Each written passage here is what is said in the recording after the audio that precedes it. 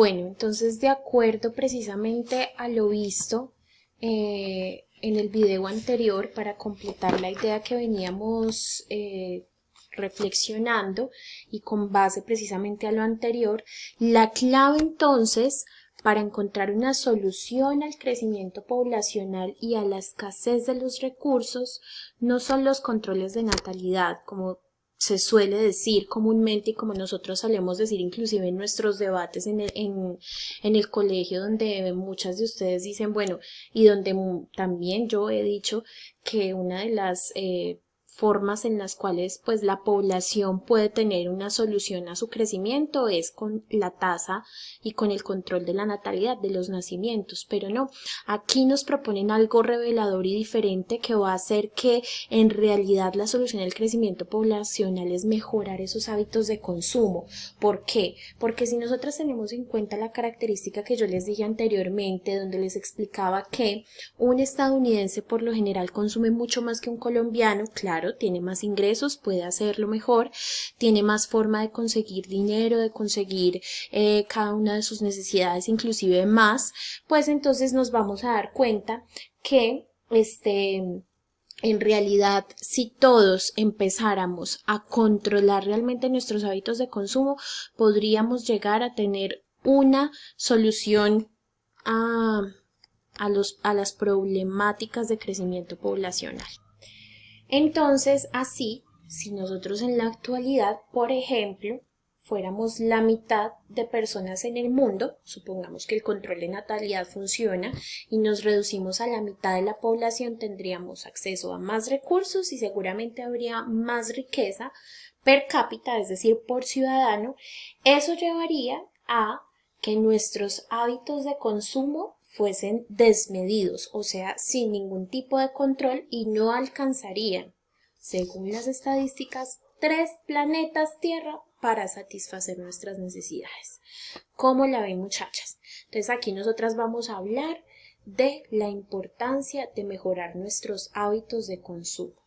¿Listo? Para, pues, evidentemente mejorar el futuro del mundo, ¿cierto? Bueno, vamos entonces a ver qué es la demografía, esta rama de la geografía humana tan bonita y de la que nosotros ya hemos tenido la oportunidad de hablar. Vamos a decir entonces que la demografía es la ciencia que estudia estadísticamente la estructura, los cambios y las dinámicas de una población. Entonces, como yo les venía diciendo desde el principio de nuestra clase del día de hoy, muchas de nuestras sociedades que han existido en diferentes partes del mundo han tenido que pensar en algún momento de su existencia cuáles son las características de la población en la cual están habitando, ¿cierto? Cuáles son esos fenómenos que ocurren dentro de ellas y que se hacen también preguntar un montón de cosas. Por ejemplo, cuáles son los tipos de grupos étnicos, porque, por ejemplo, el saber el tipo de grupo étnico va a definir radicalmente las características de una población. Si es un grupo étnico de una comunidad indígena, si es un grupo étnico afro o si es un grupo étnico de cualquier otra categoría, nos va a dar una cultura, unas costumbres que, aunque podamos decir sean deterministas, porque digamos que van a catalogar de alguna manera, nos van a permitir entender precisamente las dinámicas poblacionales. Entonces la demografía también estudia las características de las edades, ¿cierto? La distribución de las personas en el espacio, la densidad poblacional, por qué hay más personas en un lugar que en otro, ¿sí? Por qué, por ejemplo, en un lugar del país hay más personas jóvenes que en otro lugar del país, o en ciertos lugares del mundo hay más personas jóvenes o más personas ancianas que en otras partes. Estas son las características de las edades. Las actividades económicas, que vamos a entender por actividades económicas todas aquellas formas a través de las cuales nosotros vamos a obtener la producción, distribución y consumo de los diversos objetos o productos que nos van a permitir sobrevivir. En estas actividades económicas vamos a establecer sobre todo 3 sectores económicos. El primer sector de la economía que va a ser el sector de extracción de los recursos naturales, que es el sector sobre todo que se ve en las zonas rurales. El segundo sector que vamos nosotros a establecer como actividades económicas van a ser esos sectores industriales, las fábricas, las grandes empresas textileras, las grandes empresas industriales de metalurgia, en fin. Y el tercer sector económico lo vamos a colocar como el sector de los servicios, ¿sí? Aquellos servicios que se prestan a la población, pero que no tienen nada que ver ni con la extracción ni con la realización industrial. Ejemplo de estos servicios va a ser, por ejemplo, el servicio de la salud, el servicio educativo, entre otros. Esas actividades económicas, por ejemplo, también las estudia la demografía. ¿En qué parte se desarrolla cada actividad económica? ¿En qué parte se desarrolla la actividad económica del primero, segundo y tercer sector? También nos va a hablar de cuántos nacimientos, de cuántas muertes hay, digamos, en la población de un país o de una región por año, cuántos inmigrantes, perdón, acá me faltó la N, cuántos inmigrantes y cuántos emigrantes hay en una población, y las predicciones sobre el comportamiento poblacional que precisamente nos permiten estas estadísticas las vamos a llamar como las proyecciones. Es decir, gracias a las estadísticas que se han venido desarrollando año tras año, se han podido establecer una serie de predicciones de saber qué es lo que va a pasar entonces en el futuro, de cómo va a crecer la población en el futuro, de más o menos cómo van a ser las actividades económicas en el futuro. Todo esto gracias a lo que nos permite estudiar la demografía. ¿Cómo recoger entonces esta información de la demografía y sus fuentes? Para recoger información demográfica existen varias formas. Una, los censos de población. Nosotros vivimos un censo de población hace poco, donde esta vez lo llenamos por medio digital. Pero por lo general los censos poblacionales, hay personas que van de casa en casa con una institución que se llama el DANE, y el DANE va de casa en casa y les hace a las familias una encuesta larguísima donde les pregunta cuáles son sus actividades económicas, con quién viven, cuántas personas viven, cómo es la estructura de la casa, cómo es la estructura familiar, cuál es su religión, qué edades tienen las personas que habitan en la casa. Les hacen una serie de preguntas que no las hacen por chismosear o porque ellos quieran saber de su vida, sino que es importante para establecer precisamente las características demográficas, ¿sí? También están las encuestas demográficas y están las estadísticas vitales. Cuando hablamos de las encuestas demográficas, vamos a decir que son unas entrevistas que se realizan a personas representativas de una población determinada. Por ejemplo, vamos a querer informarnos acerca del grupo étnico afrocolombiano. Entonces nos dirigimos a una población donde haya mayor cantidad de afrocolombianos, podemos hablar de Quibdó, Chocó, en fin, y allá entonces hacemos unas encuestas acerca de cómo vive esta población.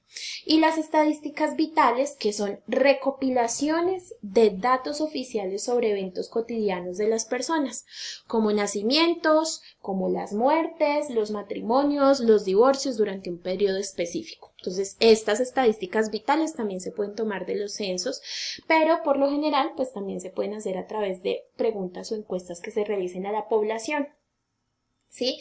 Que se sacan y que permiten establecer cuáles son esos eventos cotidianos que también merecen ser recopilados.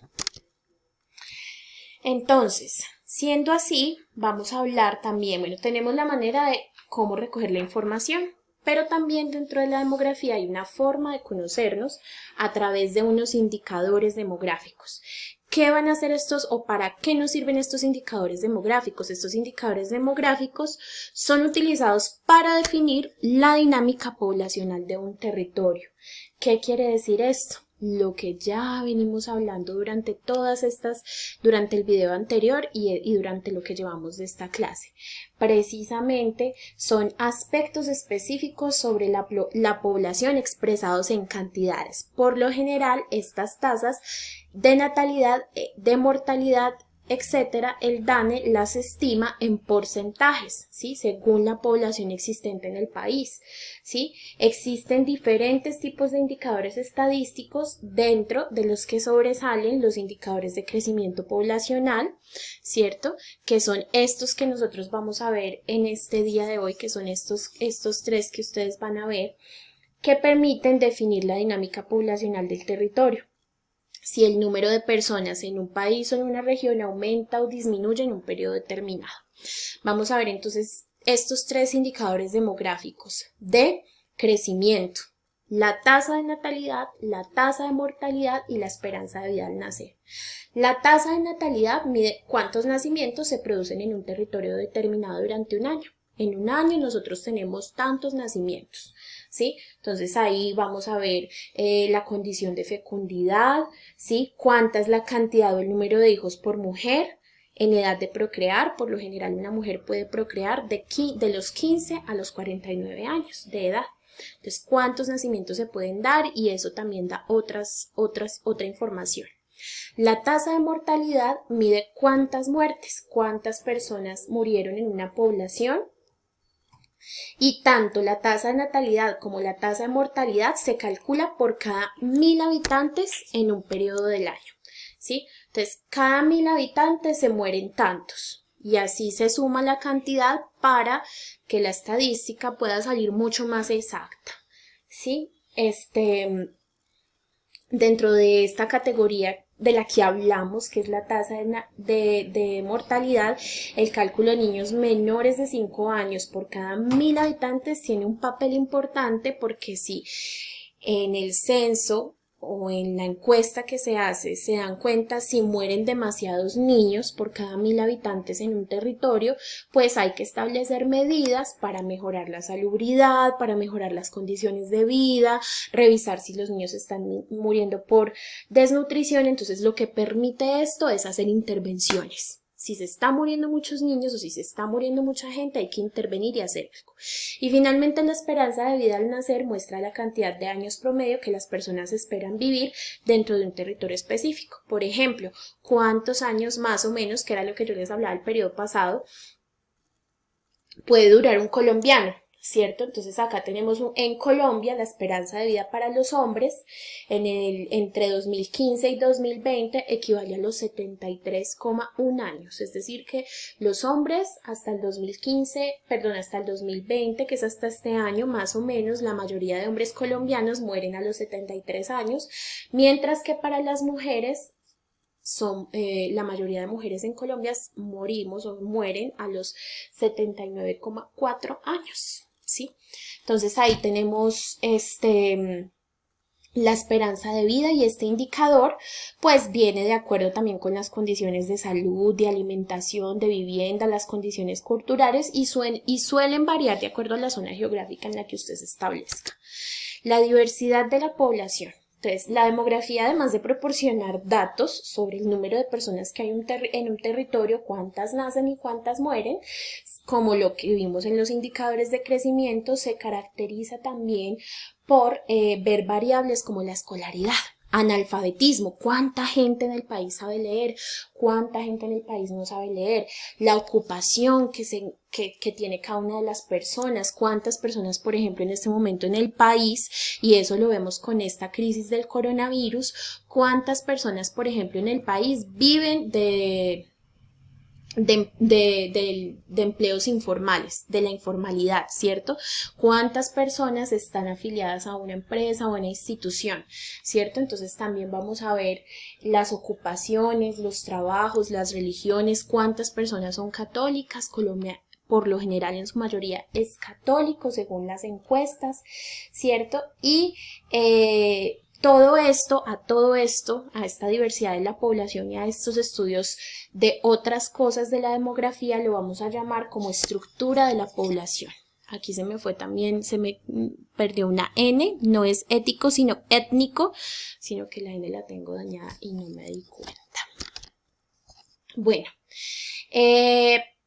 vamos a dejar este video hasta acá y en el siguiente video, que va a ser la tercera parte, vamos a revisar entonces las características de la densidad de la población y otras características importantes para terminar con eso nuestro tema de la geografía humana y la demografía. Las espero para que veamos el siguiente video.